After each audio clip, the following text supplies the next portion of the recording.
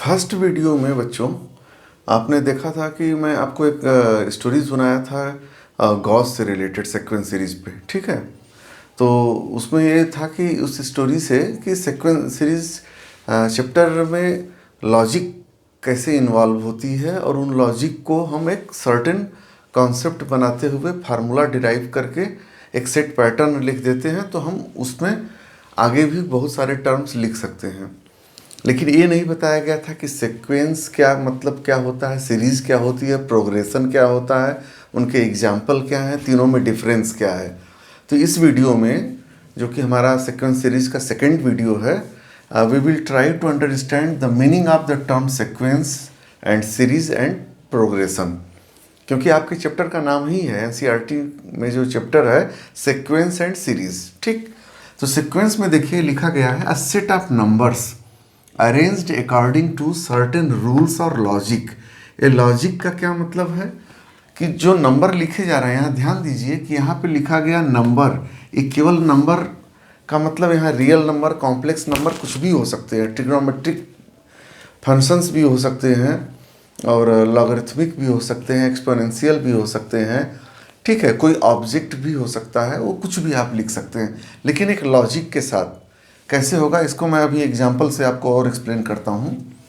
अभी आप केवल इसकी डिफिनेशन सिंपल देख लीजिए। और प्रोग्रेशन में क्या है, a set of numbers arranged according to a definite rule. देखिए रूल यहाँ भी है सर्टेन रूल और यहाँ भी है सर्टेन रूल, लेकिन यहाँ पे एक आ गया लॉजिक।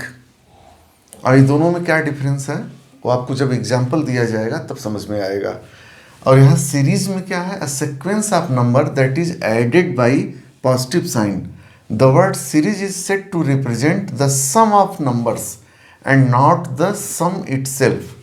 अब इसका मतलब क्या हुआ ये समझ लीजिए। पहले आप इसको वीडियो को पॉज करके तीनों डिफिनेशन लिख लेंगे, फिर मैं इनको एग्जाम्पल से एक्सप्लेन करता हूँ, तो आपको और समझ में आ जाएगा। ये ध्यान रखिएगा कि इसमें सर्टेन रूल्स और लॉजिक है और इसमें डिफिनिट रूल है। ठीक है, और सीक्वेंस में क्या हो रहा है कि number that is added by sign. तो added by sign, this means the series is set to represent the sum of numbers.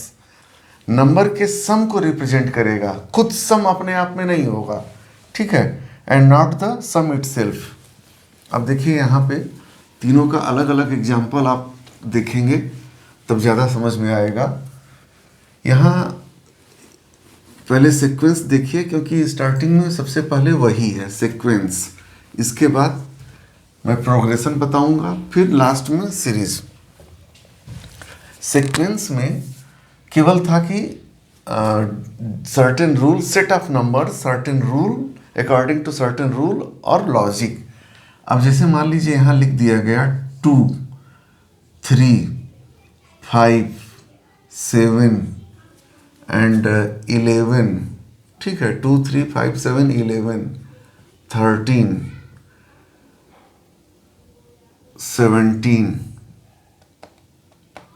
ठीक, ये इतना आपने लिख दिया, इसके आगे भी ऐसे लिखते जाएंगे।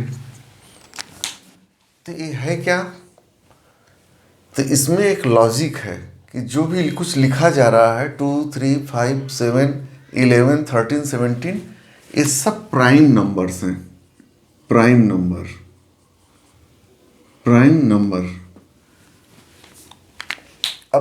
अब दूसरा एक एग्जांपल देखिए यहाँ पे 4, 6, 8, 9, 10, 12, इस तरह से। सोचिए जरा ये क्या है, इसमें कोई लॉजिक समझ में आ रही है? ये जो लिखा गया है कलेक्शन सेट, एक कलेक्शन है, कलेक्शन ऑफ नंबर्स, इनमें कोई लॉजिक समझ में आ रही है? 4, 6, 8, यहाँ तक तो समझ में आ रहा था कि इवन नंबर है, लेकिन यहाँ 9 आ गया, आगे फिर 10 और 12, दो का डिफरेंस सब में है। ठीक है, every number, successive number is obtained by adding 2 in its previous number. लेकिन यहाँ पे ये बात भी नहीं लागू हो रही है कि 8 के बाद 9 आ गया। ये है कंपोजिट नंबर, कंपोजिट नंबर्स। ठीक है, कंपोजिट नंबर आप जानते हैं कि जिनके प्राइम के अलावा भी कोई दो फैक्टर हो सकते हैं, या इनको फैक्टर्स ऑफ प्राइम में हम रिप्रेजेंट कर सकते हैं। टू प्राइम्स में ये 2 × 2, 2 × 3, 2 और 3 दोनों प्राइम है, 2 × 2 तो ये प्राइम में। तो कंपोजिट नंबर्स आप जानते हैं, पढ़े हैं लोअर क्लासेस में, the number which can be represented as the product of prime numbers. तो कंपोजिट नंबर हो गया। अब आपको अगर मान लीजिए ये लिखा जाए कि 1 3 5 7 9, या ये लिखा जाए 2 4 6 8 10, तो बताइए यहाँ पे ये क्या है? ये ऑड पॉजिटिव इंटीजर्स हैं। 1 3 5 7 9 ऑड पॉजिटिव इंटीजर्स। और यहाँ क्या है? 2 4 6 8 10। इसी तरह यह है इवन पॉजिटिव इंटीजर्स। लॉजिक तो सब समझ में आ गई और रूल भी समझ में आ गया कि प्राइम नंबर लिख रहे हैं। अब आपसे मैं एक क्वेश्चन पूछ रहा हूँ, आपसे बोला जाएगा कि मान लीजिए इसका 50th prime number from beginning क्या होगा? नंबर सिस्टम में 50वां प्राइम नंबर क्या होगा? आप जानते हैं कि prime number are the number which can be divisible by itself only, have only one and itself factors. इसके केवल दो फैक्टर होंगे। ऐसा नंबर प्राइम नंबर है, 1 होगा, 1 तो सबका फैक्टर होता है, और वो नंबर खुद होगा। ठीक है, तो आपसे अगर पूछा गया कि स्टार्टिंग से 50वां प्राइम नंबर बताइए, तो आपके तुरंत आप फटाक से नहीं लिख देंगे। आप इस तरह से सीक्वेंस में लिखते जाएंगे। 17 के बाद 19 लिखेंगे, फिर 23 लिखेंगे, फिर उसके बाद 23 के बाद फिर 26 27 29 फिर लिखेंगे। ठीक है, फिर 31 लिखेंगे, फिर 37 लिखेंगे। इस तरह से आप लिखते जाएंगे और तब देखेंगे आपके पास कोई तुरंत लिखने का कोई एक फार्मूला नहीं है। कहने का मतलब ये हो गया कि nth टर्म यहाँ आप नहीं लिख पा रहे हैं। उसी तरह आपसे कंपोजिट नंबर अगर पूछ दिया गया कि 500वां कंपोजिट नंबर बताइए, 500th composite number starting from beginning of the number system, तो उसके लिए भी आपके पास कोई फार्मूला नहीं है, आप नहीं लिख सकते। और लेकिन यहाँ पे आपसे बोला गया कि 10th ऑड नंबर आप बताइए, तो आप बड़े आराम से लिख सकते हैं 10th ऑड नंबर। ठीक है, देखिए 1 3 5 7 9, तो 1 2 3 4 5, तो इसका मतलब क्या हो गया? यह 2 × 4 - 1, 2 × 5 - 1। और आपसे मान लीजिए 10th ऑड नंबर पूछा जा रहा था, क्या होगा? तो 10th ऑड नंबर हो जाएगा 2 × 10 - 1, 19। देखिए 1 3 5 7 9 11 13 15 17 19, 1 2 3 4 5 6 7 8 9 10। ये क्या था? 10th odd integer, odd positive integer. ठीक है, इंटीजर। आप कैसे लिख पाए इसको? 2 × 10 - 1 आप यह कर दिए। जैसे यहाँ पहला नंबर लिखना होता तो 2 × 1 - 1, 2 × 1 - 1, इसकी वैल्यू क्या हो जाएगी? 1। तो यह फर्स्ट पॉजिटिव ऑड इंटीजर हो गया। इसी तरह सेकंड के लिए आप लिख देते हैं यहाँ पे 2 × 2 - 1, तो ये क्या हो जाता? 3 सेकंड। उसी तरह थर्ड के लिए क्या होता? 2 × 3 - 1, तो 6 - 1 और यहाँ 5। ठीक, तो यहाँ आप लिख सकते हैं nth टर्म, इसका भी nth टर्म लिख सकते हैं। इसका nth टर्म क्या होगा? nth टर्म देखिए, फर्स्ट टर्म है 2 × 1, second term 2 × 2, third term 2 × 3, fourth term 2 × 4। तो nth टर्म हो जाएगा 2 इंटू एन, 2n। तो इन दोनों केस में आप nth टर्म लिख सकते थे। We are able to write down the nth term and n is any natural number. लेकिन इन दोनों केस में we are not able to write down the nth term. ठीक, लेकिन लॉजिक है। इसके बाद वाला आप नंबर बता सकते हैं क्या होगा, क्योंकि इतना देखने के बाद एक लॉजिक डेवलप हो गया कि प्राइम नंबर लिखा जा रहा है। तो इसीलिए बोला गया था कि अकॉर्डिंग टू सर्टेन रूल और लॉजिक, यहाँ भी लॉजिक है।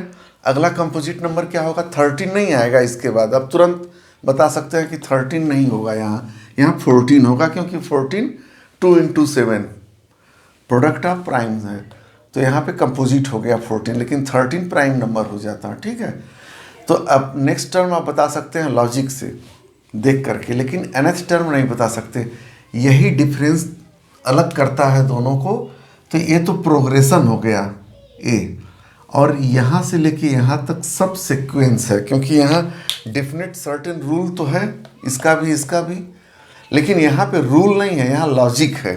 क्योंकि रूल को आप मैथमेटिक्स में एक फार्मूला से एक्सप्लेन कर सकते हैं, उसको बता सकते हैं। रूल को आप डिराइव करते हैं, तो रूल का डेरिवेशन ही तो फार्मूला होता है मैथ्स में। फार्मूला है क्या, किसी सर्टेन रूल का डेरिवेशन है।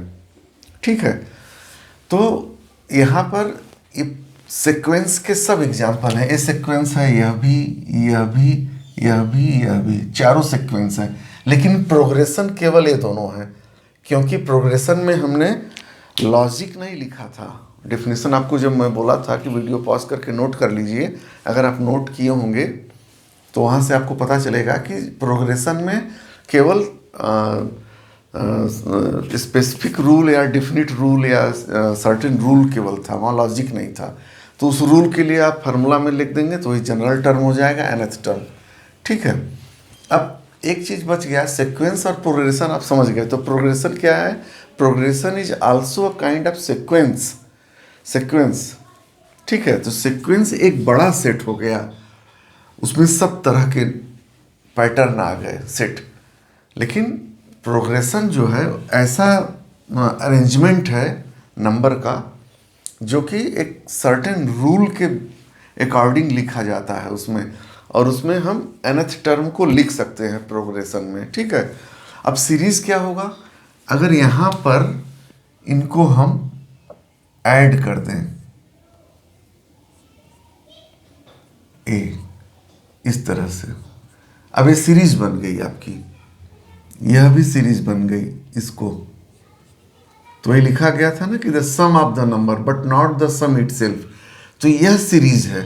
अब आप इसको ऐड करेंगे, 2 4 6 6 12 8 20 और 10 30, तो इज इक्वल टू 30। यह 30 जो आएगा यह सीरीज नहीं होगा, इनका सम होगा। ये जो लिख रहे हैं सम ऑफ नंबर्स, ये सीरीज होगा। ठीक है, द सम इटसेल्फ, उसमें एक वर्ड यूज किया गया था कि द सम इटसेल्फ। तो यहाँ पे ध्यान देने वाली बात है। ठीक, तो हमें लगता है कि आपको सीक्वेंस, सीरीज और प्रोग्रेशन तीनों का डिफरेंस समझ में आ गया। अब हम लोग अगले वीडियो में कुछ इसी कॉन्सेप्ट पर बेस्ड, अभी सीक्वेंस सीरीज जो आपके एनसीईआरटी में दिया हुआ है उसमें मैं बिल्कुल नहीं पढ़ना चाहता। मैं एक आपको जनरल आइडिया डेवलप करवाना चाहता हूँ कि आप कोई भी अगर सीक्वेंस है, या सीक्वेंस नहीं बल्कि प्रोग्रेशन कहिए, तो उसका जनरल टर्म आप लिख सकें।